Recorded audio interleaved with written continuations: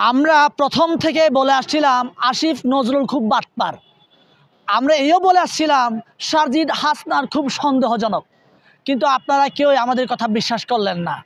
আপনারা জানেন যে সারজিদ হাসনাতের একসময় 4 বিল দেওয়ার টাকা ছিল না, কিন্তু এখন এত কোটি কোটি টাকা সে এখানে যাচ্ছে ওখানে যাচ্ছে, সে এত টাকা পাচ্ছে কিভাবে? আপনারা জানেন কোথা থেকে পাচ্ছে? আপনারা জানেন না। এখন আমি বলি আপনাদেরকে যে এরা এই টাকা পাচ্ছে আওয়ামী লীগের কাছ থেকে, এরা এই টাকা পাচ্ছে সাদ্দামের কাছ থেকে, এরা এই টাকা পাচ্ছে কার কাছ থেকে? তাদের সভাপতির কাছ থেকে। আমি নাম বললাম না, নাম আপনারা সবাই জানেন।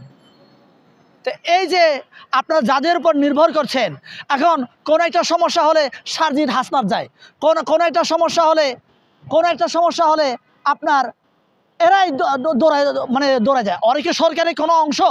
কে দায়িত্ব দিচ্ছে এদেরকে? বলেন তো, কে দায়িত্ব দিচ্ছে এদেরকে? কেউ দায়িত্ব দেয় নাই। কিন্তু দেখেন আপনার আমাদের অনেক বিপ্লবীদেরকে বিভিন্ন জায়গায় গুপ্ত হামলা করে এদেরকে হামলা মেরে ফেলা হচ্ছে। আপনার কারো রড কেটে ফেলছে, কারো হাত কেটে ফেলছে, কাউকে মেরে ফেলছে, কাউকে লাশই খুঁজে পাওয়া যাচ্ছে না। কারণটা কি? কারণ একটাই, আমরা যাদের উপর নির্ভর করে চলেছি এরাই সবচেয়ে বাটপার। ওরাই আমাদেরকে গুম খুমের জন্য বন্দোবস্ত যা করা ওরাই করছে। এখন আমাদের করণীয় কি? আমাদের করণীয় হচ্ছে ওদেরকে চিহ্নিত করতে হবে, ওদেরকে ওই সমস্ত জায়গা থেকে, ওদেরকে যে আমরা মন থেকে বিশ্বাস করেছি না।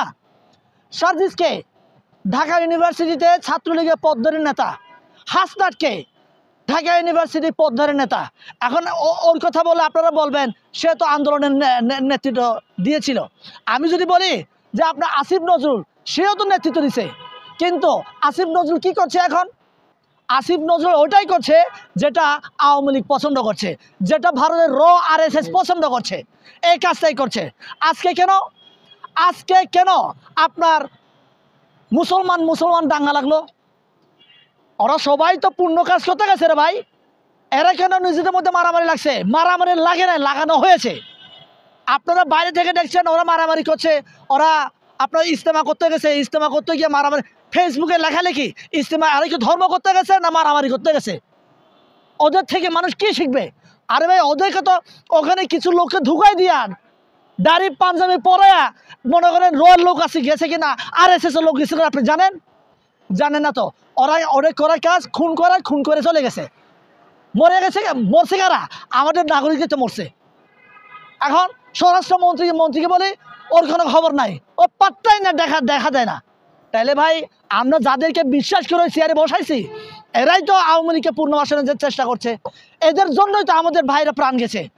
4 জন স্টুডেন্ট এ পর্যন্ত মারা গেছে। আপনার অনেকজনকে আপনার ওই যে গুপ্ত হামলা করা হচ্ছে।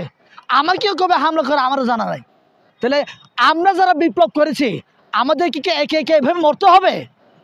আমরা তো মরার জন্য ওদেরকে চেয়ারে বসায় রাখি নাই কেন? তাহলে আমাদেরকে জীবন দিতে হচ্ছে। আপনারা মনে করছেন 4টা প্রাণ গেছে? 4টা না রে ভাই, আরো প্রাণ যাবে, সিরিয়ালে আছে, টার্গেট করে মারছে। এখন আপনি বলতেছেন ভাই শুধরে যাওয়ার সময় আসছে আমাদের, আজও সময় আছে। দেখেন ভারতের খুব প্রি প্ল্যান কাজ করছে।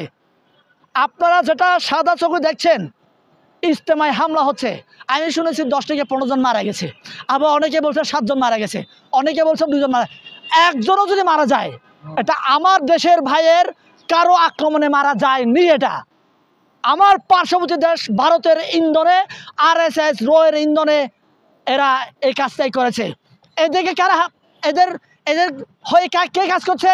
এদের হয়ে আমাদের এই যে উপদেষ্টা মণ্ডলীতে যারা আছে, নিজেদেরকে সবচেয়ে শক্তিশালী মনে করছে, যে সমন্বয়করা নিজেদেরকে সবচেয়ে শক্তিশালী মনে করছে, এখানে ওখানে একটা দোকান দখল হলে ও যায়, একজনের ঝগড়া, 2 ভাই মারামারি করলো সে ওখানে যায়।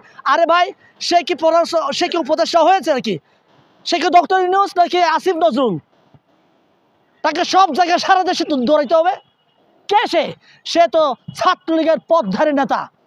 আমি আবারও বলছি, ওরা ছাত্রলীগের পদধারী নেতা। ওরা যতই বলুক, হাসিনাকে যতই গালি দিক, সাদ্দামকে যতই গালি দিক, এরা ছাত্রলীগের নেতাই। ওরা চাইবে ওদের দল কিভাবে আবার দেশে ক্ষমতায় আসে। কিন্তু আমরা তো এগুলা দেখছি না, এগুলো আমরা কি বলতাম, মানে আমাদের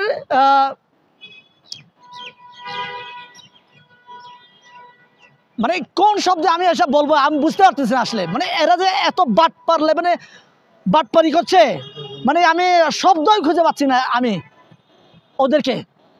আর ওরা বাটপার সময় থাকতে যেন আমাদেরকে ওদের উপর যে আমাদের অন্ধবিশ্বাস আছে, ওই অন্ধবিশ্বাসের জায়গা থেকে আমাদের সরে আসতে হবে বাংলাদেশকে রক্ষা করতে গেলে।